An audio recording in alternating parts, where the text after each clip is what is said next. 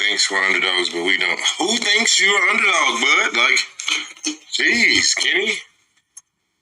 Nobody said what? Stop it, Kenny. Stop it, Kenny.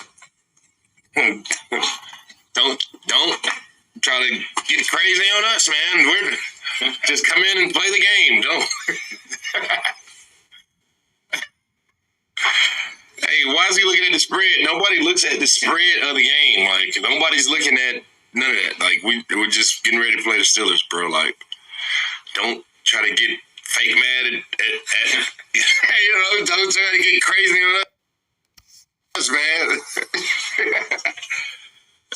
Nobody thinks you're underdogs, Kenny. Like, no, you're trying to, no, don't do it. No, don't do it. Stop it, man. Stop it.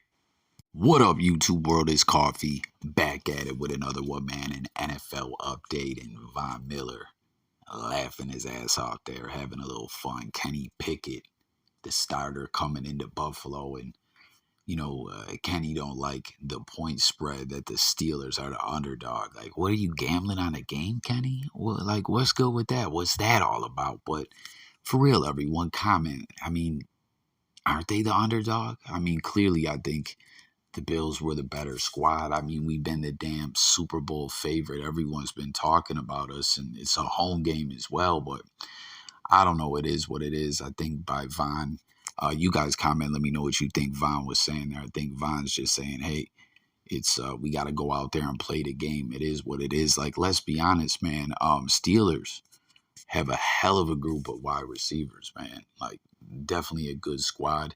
It's going to be an interesting matchup, man. Mike Tomlin been saying a lot of interesting things about the Bills. He's definitely well aware of the talent that this team has. And I don't know. I just can't wait, man. Everyone comment. Let me know what you guys think. Kenny Pickett, it'll be interesting to see how he fares against the big, bad Buffalo D. You know what I mean? When we put that D on him, pause. I don't know. It's since they took him in the first round and everyone's like, oh, they drafted a guy out of Pitt. I've been interested to see. I knew at some point he was going to take over as a starter. Mitch couldn't hang, I don't know, guys. Comment. Let me know what you think. Let me know what you expect, A lot of the podcasts and whatnot, Bills content that I've been, watching are like, hey, we should go out there and win this game with ease. Rookie, first start, played good last week a little bit when he came in, but he's coming to where the mafia is so damn loud. Like, teams gotta switch to the silent count and everything, But like at the same time, most people that I'm hearing, it's their thoughts on the game or whatnot are like, this is a game we should win with ease. But I don't know. They just got this funny feeling that they don't want to get too overconfident. But I want to know what you guys think. Jump in and comment. Oh, yeah, and a little extra Bills news for my fellow Bills fans out there before we jump into this other stuff. Dion Dawkins, you already know, buys Jerry Hughes' home in East Aurora. I swear I remember hearing that's where Mario Williams' crib was at when he was with Buffalo. I had a friend that delivered furniture and told me he delivered some furniture to the crib, and it was huge. I wonder if it's in the same neighborhood as where this Jerry Hughes house was at or whatever. I wonder, it sold for like about 1.5 M's. How's Jerry doing in Texas? Anybody know? What's the word with Jerry? I haven't even been keeping up, man. But yeah, let's move along to the next stuff. And that is, how about Jalen Ramsey getting trolled by McGlinchey there? Shout out to my bro Jay Millie. His Niners handled the Rams. And of course, as a Bills fan, we gotta laugh our ass off at this, right? Like, Jalen, you look like trash there, my man. He'll never live those words down, calling Josh Allen trash. And whenever we play against them too, Josh really,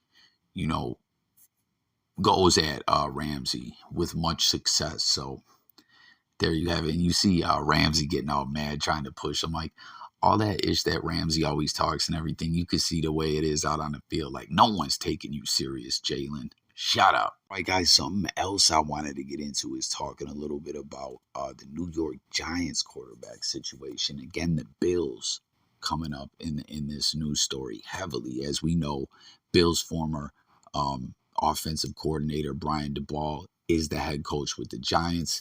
And he signed a lot of ex-Bills players and whatnot. There was a lot of talk Cole Beasley was going to end up there, signed off the Bucks practice squad, but ultimately we see he called it quits and retired. There's some talk that him and Brady weren't getting along so well. I don't know. Brady hit him up talking about, Cole, come here, we need you, etc. And I didn't show him the respect he deserved when he was there. But anyways, getting into the Giants, it's wild, right? Giants off to a 3-1 start, best start in many, many years. And man, things have got messy as Daniel Jones goes down with an ankle injury. And then how about a guy that I like to show a lot of love for and I've been pulling for ever since he left the Bills, Tyrod Taylor. You know what I mean? I loved when this dude came to Buffalo. Right away, I was like, he's going to be our starter.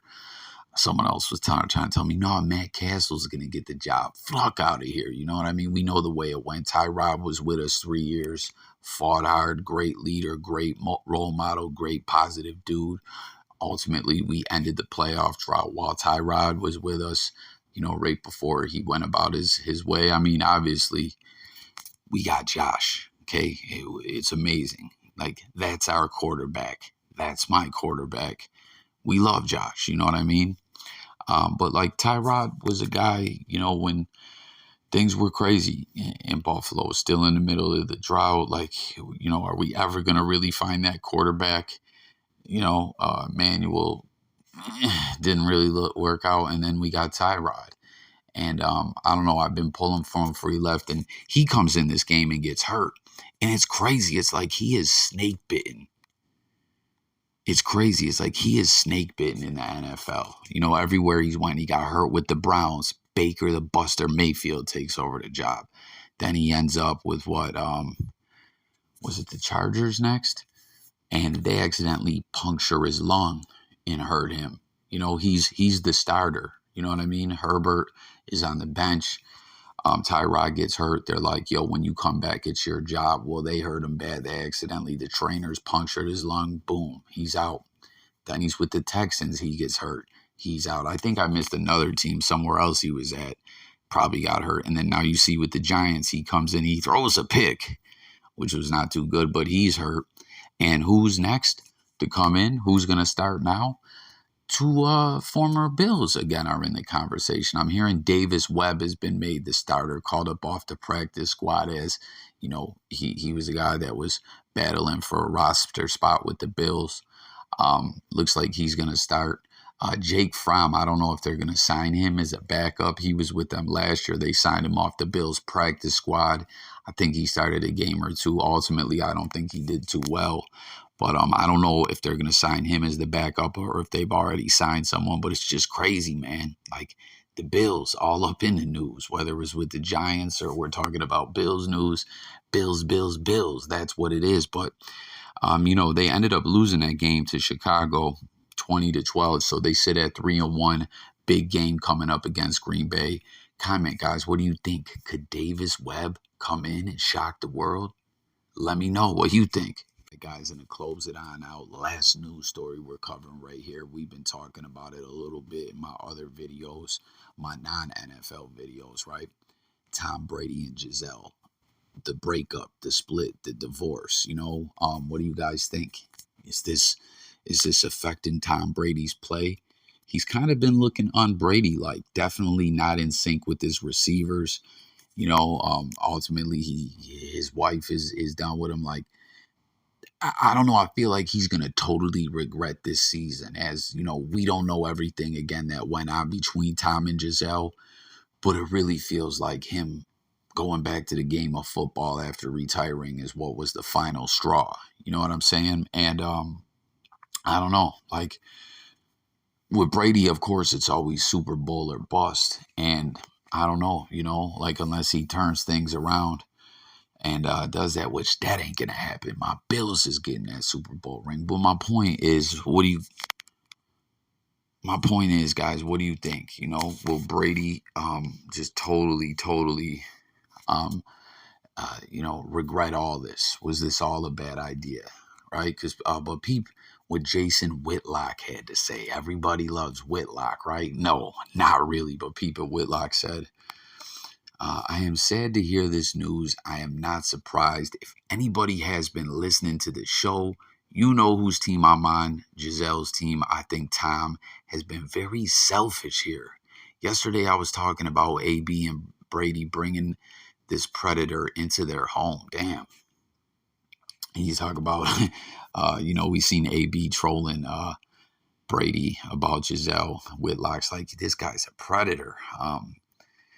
And how that whole situation in Dubai was a bad look for Tom Brady. He's selfish about his football career. He told this woman he was retiring and how he was going to come home and focus on his family and the kids. 20 some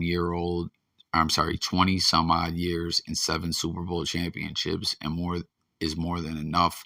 I think this woman had a right. He changed the expectations. She thought last season was the finish line. He set those expectations when he announced his retirement and then pulled the rug out from underneath her. I'm 1,000% on Team Giselle, and I know I'm the X's pig on this show, as always, caping up for the man, but not here. If this is the end, I blame Tom Brady. Brady is the bad guy. The woman had the reasonable expectation that last year was his last year. She supported him for virtually his entire NFL career. They've got 3 kids. Give up football and get into their lives. And he says a little more, but basically it cuts off. But basically, Whitlock saying, Tom, you fucked up. Giselle supported you, and you lied to her. And with all that being said and what I was saying, guys, let me know what you think about this. Is Whitlock right? Or do you feel like, fuck Whitlock? I know Whitlock is not a very popular guy, but real talk, whether you agree with Whitlock or not, I don't know. Was it worth it, Tom? You know what I mean? Is he addicted to the game of football? Does he just got to get one more ring? You know what I mean? Is he like, just one more drag? I don't know, guys. But jump in the comments and let me know what you guys think. And thank you again for tuning in with Jay Coffee Talk. Don't forget to sub up and stay tuned. More videos coming. A lot of NFL content coming all season long, guys. I'm out of here. Peace.